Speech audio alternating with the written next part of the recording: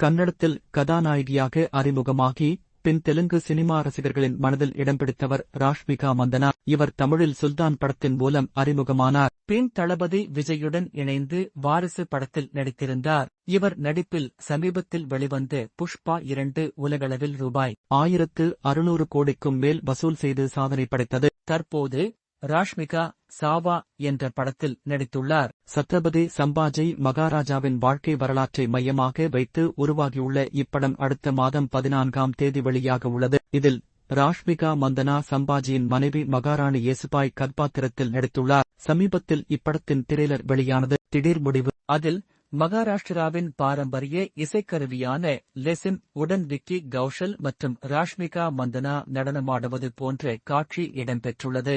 இந்த காட்சிக்கு மக்கள் மத்தியில் இருந்து கடும் எதிர்ப்பு எழுந்தது. படத்தை தடை விதிக்க வேண்டும் என்று கோரிக்கைகள் எழுந்தன. சூழல் இப்படி இருக்க படத்தின் இயக்குனர் லக்ஷ்மண் உடேகர் லெஜிம் நடனத்தை விட இந்த படம் முக்கியமானது. அதனால் இந்த காட்சியை படத்திலிருந்து நீக்குகிறோம் என்று கூறியுள்ளார்.